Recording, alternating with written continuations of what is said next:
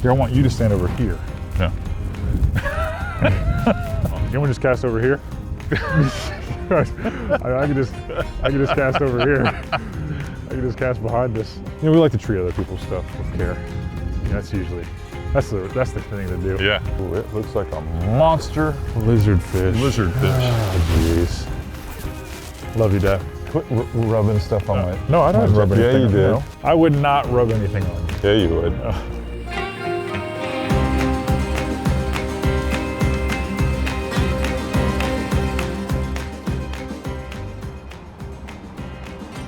This week on FlatsClass, I'm with a special guest. He hasn't been on the show in over a decade. In fact, the last time he was on this show, he was about 3 foot shorter than he is now. It's my son, Cameron. And this week, we're headed to Florida Sports Coast to fish right there out of the Anclote River.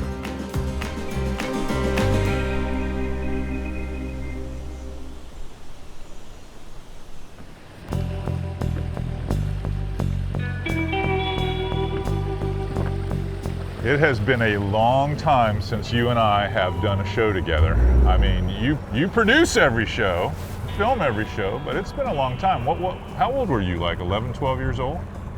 The last time I did one, I think I was in Louisiana with you. I was probably 14, 15. You think you were that old? Yeah. So still 10 years, a decade. Yeah. I fell in the water, and you remind me about it all the time. Oh yeah, of course. Yeah, I'm not falling in the water this time. Definitely going to redeem myself that way.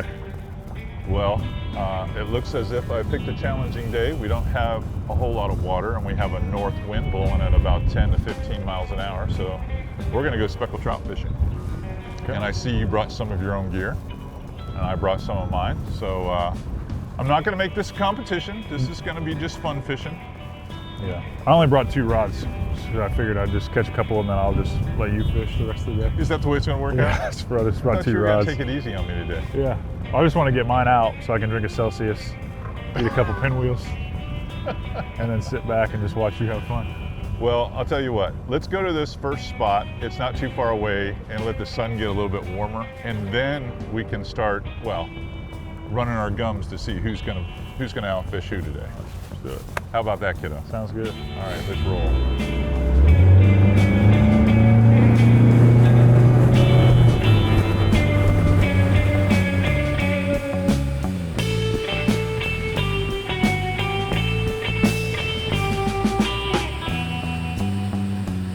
Over the years, I have sold a couple of my old skiffs to my regular clients.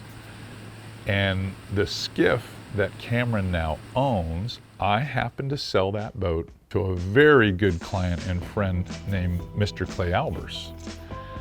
Clay owned the boat and kept it, I mean, perfect, maintained spot on, spotless. As the years rolled by, Cameron started doing marketing work for Clay's HVAC company. One day, Cameron calls me and he goes, you know, Clay and Spencer Albers, his son, are talking about ordering a new Marquesa. And he goes, what do you think their Marquesa is worth? I was like, well, I have no idea. Why don't you call the guys at the shop? They'll tell you. He goes, well, I want to buy it from them. I go, you want to buy it from them? I could always sell you one of the skiffs I have. He goes, yeah, but I want that one because that one used to be yours. You fished it a lot. I know Clay's kept it immaculate. I can get a good deal on it. And before I could even give him any advice, that already told me he'd already been negotiating with Clay and this deal was done.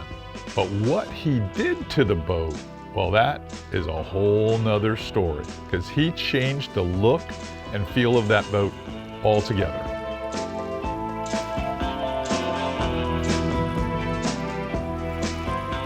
Hold on. We got that thing is pretty shallow right here where we're at. So yeah, we're gonna be fine.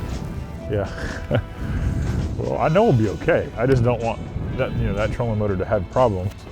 Yeah, we're gonna be fine. We like to treat other people's stuff with care. That's usually that's the thing to do. Yeah. Hey, if you catch one, make sure you turn your TV voice on. Oh, I got one. Oh man, get the net. You're funny. Ooh. There we go. That's a good one there. Now we can put the stick down. Yeah. You know, usually what you do is when the other guy catches one. Is that what you do? You reel your bait up. Out of respect. Out of respect, huh? For that, I'm gonna cast again. That's the hot spot right there. Trout. It's actually a really nice trout. Yeah. I'll just do it all. It's not a big deal. Yeah, no worries. I got it. It's a sweet trout. You want to unhook it? Yeah. You caught one that big before. What do you think, 23, 24, 26? No. No. I'm happy with that though. First fish. First fish. It's a good one. A good fish. Probably about 18 inches long. 19? No. Let's see. I think you're definitely shortchanging me there. That's 20. 20. 20-inch fish. 18. 18. That's a good one. It's a good one. Oh, hold on. I mean, I'm not gonna. You're not gonna get a picture or something? Yeah, we're not gonna not do that. You want a picture? Looks good. Yeah. Good picture. I mean, you're in it, but. Yeah.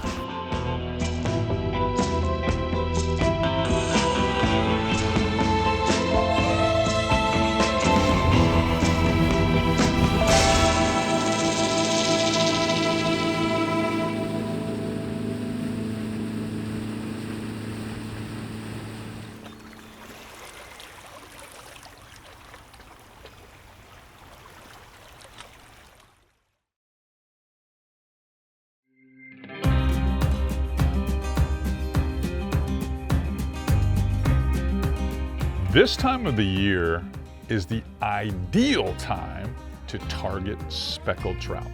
And that is what I wanted to do. In fact, I had planned it so carefully that Cameron and I could throw Paul Brown lures and Mirrodine XLs that's what I mostly packed. I didn't pack much anything else because I was convinced we were going to be able to do it. So the speckled trout bite I thought was going to be spectacular. It's February. It was not spectacular, not at all. It was a challenge, and most of the challenge came from perfect skies and just cold water and just not enough tide height. So we had to change our game plan. So then we decided we should go back toward the river and fish because I felt like the outgoing tide was going to provide warmer water coming out of the river and that the fish might feel a little bit more comfortable around those spoils. Oh yeah, redfish. Oh, Look at that. I'll help you with Yeah, that let's one. get this one in the boat. We'll help you with that one. Here we go. Oh, he might be 28 inches too. I wouldn't get your hopes up. You can probably net him now. Look at that. Look at that. Woo. There's an oyster bar up there. Ooh. There's an oyster bar right there. Stop right here. Yeah, I'm pulling us down. What did you do to him? You got him all tangled up. I don't think he was tangled up like that when he was in the net. Nice fish. Yeah, that makes him look small. I like holding him like this. Is that how you like holding I him? like holding him more like this. That makes him look a lot bigger. bigger. You can't just grab him by the back of the neck. And it helps to have, you know. This is the normal length my arms stick out. Is that what it is? Yeah, I'm not pushing them. No, it's just kind of natural. Yeah, natural. Looks really good though. Good looking fish. Catch a few more. Go right back up there on the bar. Oh, I'm gonna go back to retying. Yeah. Slow-mo release.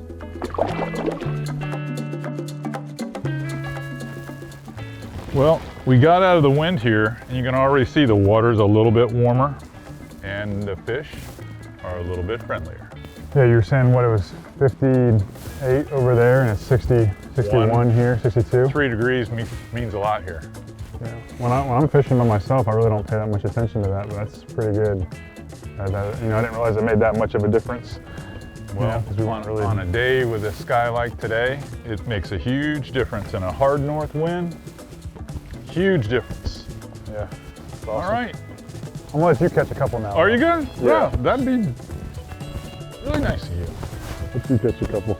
So in my business of the professional guides that have been around a long time, their sons are groomed to grow up in the guide business and kind of take over the fishing business. Everyone thinks that, or thought at one time, that Cameron would follow in my footsteps being a professional waterman and go on and do tournaments and take over my guidebook and all that. None of that was going to happen. Whether you know it or not, he not only produces and does my show, but he does several other professional anglers in the business, both freshwater and saltwater. But for me, he has followed in my footsteps because he's still keeping the tradition of outdoor television, outdoor programming going, whether he's doing it with me or he's doing it with some up-and-comers or doing it with some other salty vets. I'm super proud of him because little do most of you know that a lot of the success of FlatsClass TV, the Tidewater Diaries, our YouTube channel, our FlatsClass University that is a subscription business, a lot of these ideas and how they've tentacled out there were because of Cam. Cam really has set us apart from a lot of the other entities in my field and kept us competitive. Giant. Giant. Stud. On a day like today, as bright blue as it is and cold, that's a good catch. Not a bad catch at all. Yeah, I've gotten a few in the boat, so you know, catching something is definitely better than just coming out here and just making a bunch of casts. You know, just saying. Is that pointed at me? No, I'm just saying. You're gonna regret that when the big fish comes in the boat. Yeah. I'm just telling you. That's why I'm throwing this. Yeah, for sure. For sure. I'm letting you get them little ones out of my way. Yeah. He was probably about 20 inches. I mean, I'd say.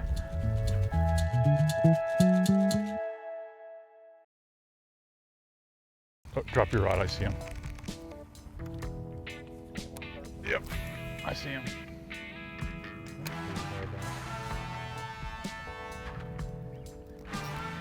Oh, wow, that was so epic. What a catch. That was so awesome. Literally sewn. I've got to bring him over the bar. Yeah, that's pretty sick there. I got to bring him over the bar.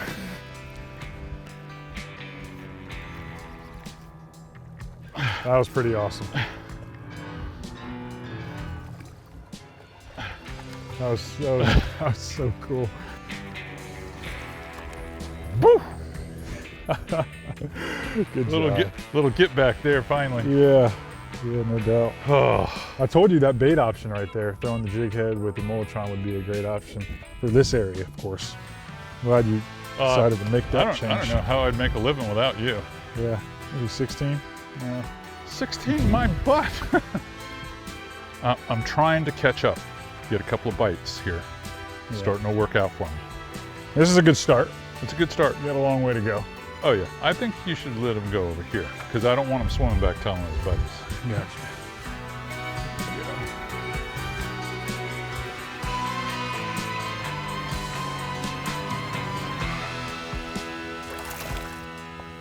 Wow. That thing rocketed away. Rocketed away.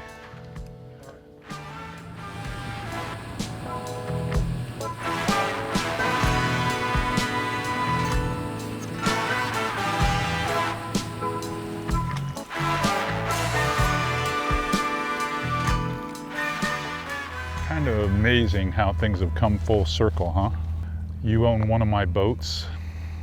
You run the production and film company with Spencer Murphy that produces FlatsClass TV.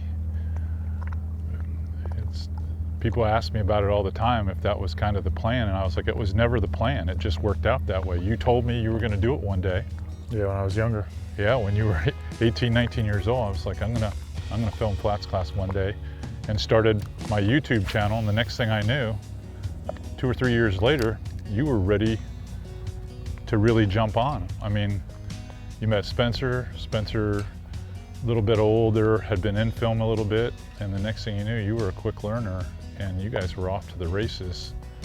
And between myself and Mike Anderson, you guys had a good piece of traction, got some rubber burning, and here we are today, and your business has grown a ton, and my business is still relevant because of you. You know, it was cool to see growing up, filming with Forrest and filming with Dan, kind of to see how it all worked behind the scenes, you know, and they had a different shooting style than we kind of have. But being able to be featured in episodes with you and then be on the boat sometimes and watch those guys work was really cool. Definitely not something I thought I was going to do, you know, at Back 15, then. yeah, 15, 16, you know, 17. But as I started filming your YouTube channel in high school, I was like, man, this is pretty fun. And it was a way to make a little bit of money. I mean, I was making more money doing that than I was working at a tackle store, you know, so yeah, it all happened pretty quick. And, you know, Mike gave us an opportunity. You trusted us with being able to film your show, which of course I appreciate. But I wanted to make sure that, you know, we earned it, not just you gave it to us without you feeling like we were prepared, because it is how you make your living. And one of the hardest things I ever had to do is tell Colorblind Media, who is a giant in the outdoor TV world, I had to tell them I got to let them go, and it wasn't because they weren't doing their job. It was simply because I wanted to work with you. Yeah. I mean, they did a great job. Yeah, and, you know, and being able to film now, this is the 3rd season we've been able to film with you, is it's awesome. You know, and I try to make sure I can go on as many of the shoots with you as I can. Personally, me and Spence love being able to film with you and everyone we film with, but it's cool to be able to see it behind the scenes and work together. You know, we got that, we have FlatsClass University now, the YouTube channel is more frequent than it's ever been, the online store, all of it. Things are growing, and who would have guessed I'd be in year 18 and I haven't even reached my full potential yet. Yeah, it's pretty cool. Pretty cool.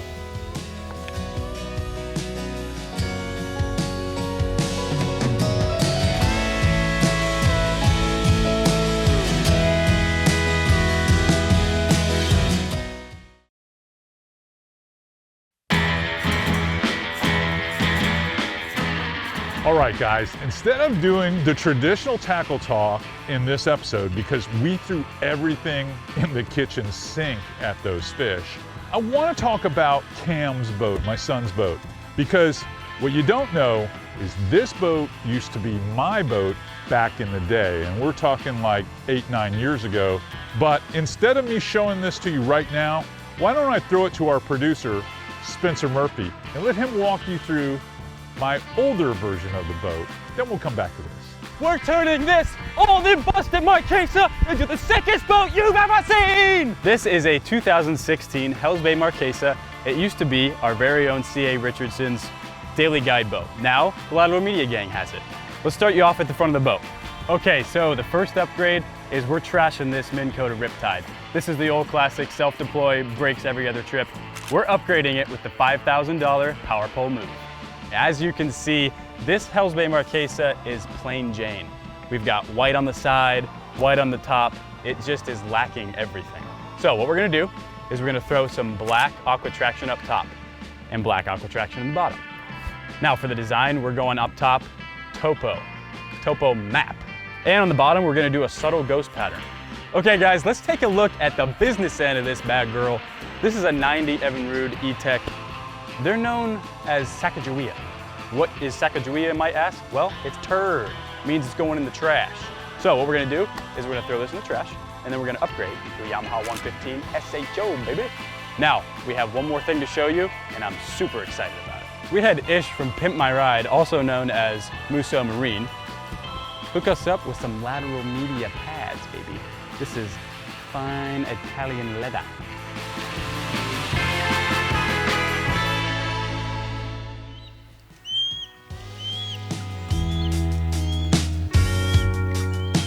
Anytime you put a dad and a son in the same boat, there's going to be a competition. And he was after me all day long to make this really competitive. And at the end, when we were sticking a few more fish because of how we played the tide until it got full again. He did not want to quit with me ending with a fish. He wanted to quit when he was ending with a fish. And it got to be like, hey, it's getting dark out here. It's cold. We're hungry. The camera boat guy, Mark Dillingham, he doesn't want to be out here. We just need to call it good and quit being so damn competitive for once and just end this thing. There he is. Ooh, That's a good one. got one? Oh yeah. Nice. That's a good one. That's a nice trout. Get that net on that one. That might be my, I don't know if you call it best or onlyest or what. There's a good fish. Oh yeah. Right there, baby. That is a good one. That's a good one. That is a good fish. That's a there. good one to end on there. Whew. I mean, all day for that. Hit it solid too, huh? Boy, I mean it. It's probably 19, 20 inches. Let's not, 16. I've been respectable today. 16. No, now you're gonna make me measure. Yeah, right at 20. 20. That's a good one. That's a good one. I'm gonna put them in. All right.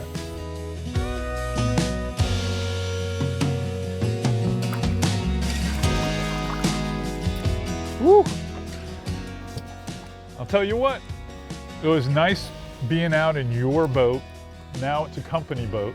Used to be my boat, but still catching fish with you. Yeah. Just like the old days. Just like the old days. You think you're gonna help me clean it or no?